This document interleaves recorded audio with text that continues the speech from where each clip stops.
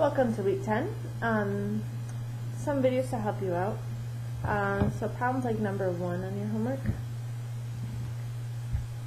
If they gave you something like the square root of 721. We'll simply do the square root on your calculator. And your directions on number 1 say round to the nearest thousandth.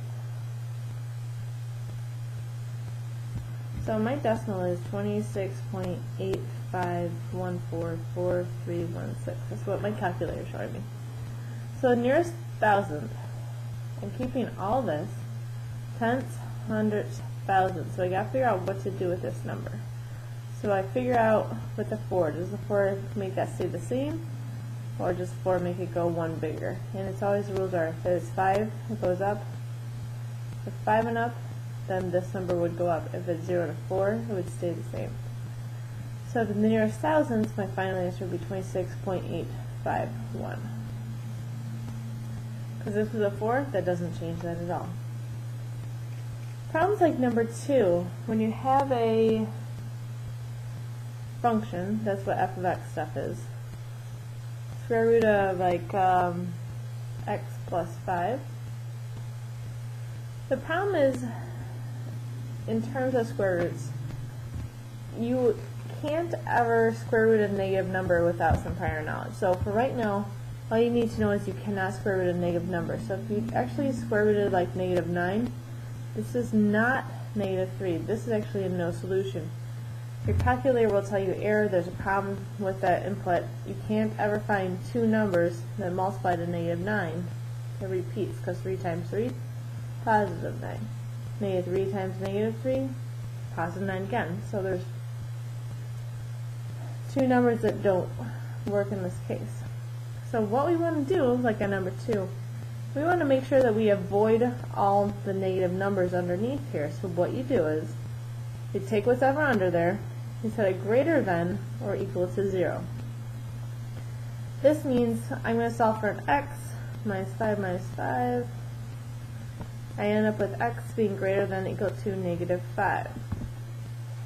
So with interval notation, which it does ask for in this problem, sorry about the cattail, I have an x,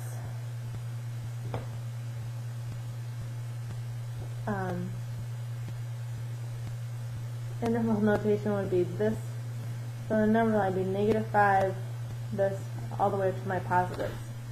So as an interval, this would be a bracket, negative 5, that's going all the way to the left of positive infinity. For stuff like number 3,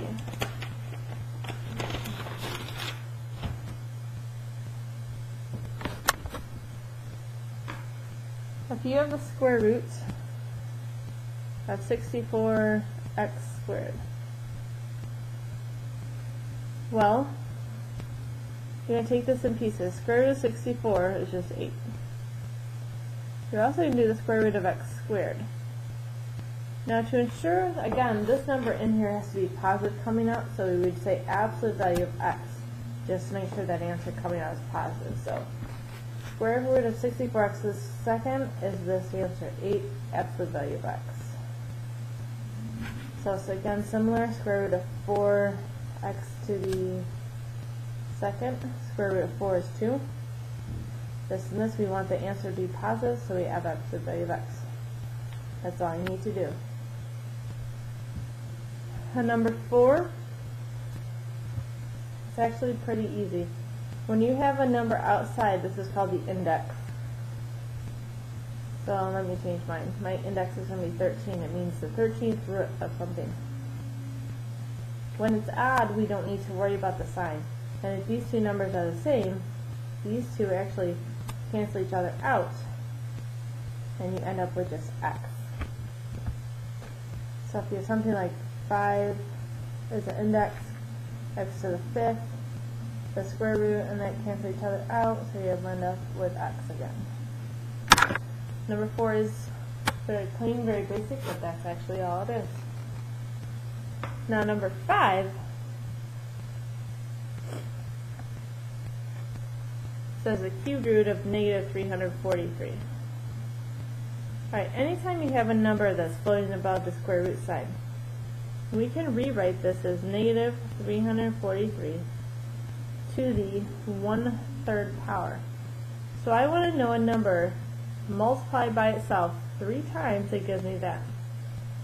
So in your calculators, when you do this, you can put negative 343 raised to the 1 divided by 3 power, and that should help you get that answer.